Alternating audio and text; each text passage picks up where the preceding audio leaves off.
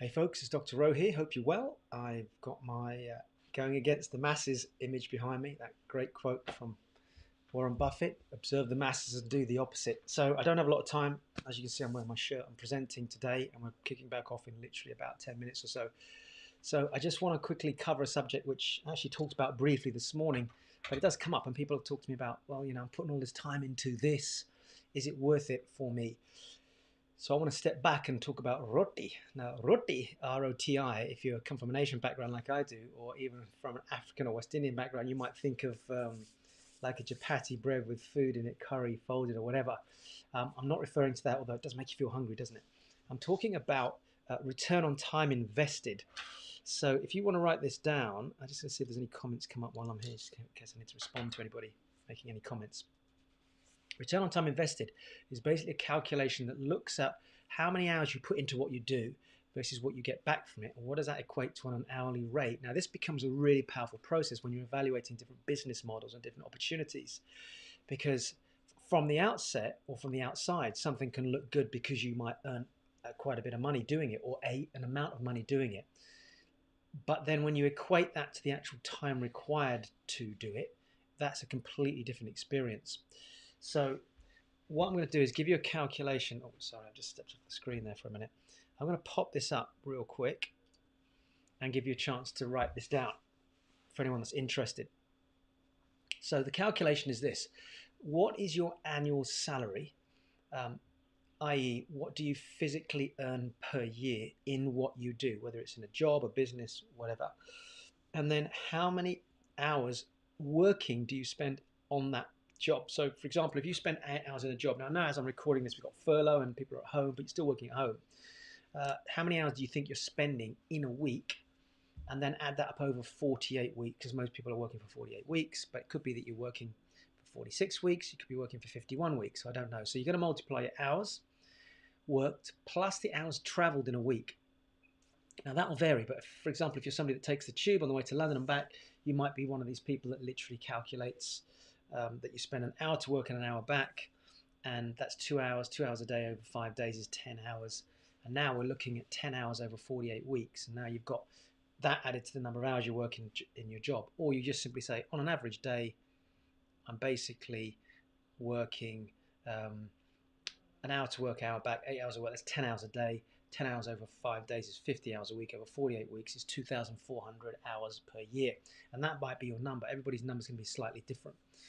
So now you take your average salary, let's say it's £30,000 a year in this country, in the United Kingdom, and you divide that by 2,400, you're looking at £12, £13, £12.50 an hour, something like that. £12.50 an hour is your hourly rate for being in your job. Now you might argue, well, hold on, I'm getting paid more than that.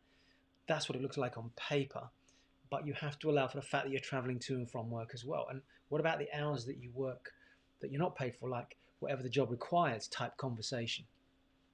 So you've really got to look at this sensibly. Now, the reason I'm saying it is because at the moment, people are genuinely looking for opportunities. They're saying, oh, maybe I could go and do this. I could trade the stock market. I'd write a book. I could go internet business, do property investing, etc. And you need to then look at those and say, well, if I can do this parallel to what I'm doing, great. Here's an example, a property that you own that makes £1,000 a month, which might be a house of multiple occupation.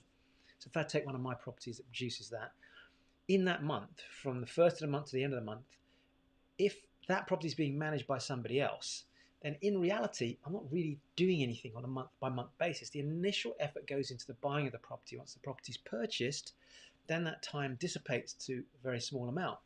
So let's say in a month I spend, for the sake of argument, 10 minutes during that month talking to a letting agent, doing a few things, a bit of paperwork on the property, I don't know, whatever it is, and then I've actually spent 10 minutes and I've earned £1,000. So that equates to 1,000 over 10 minutes. So to get it into an hour, I've got to multiply by 6 top and bottom.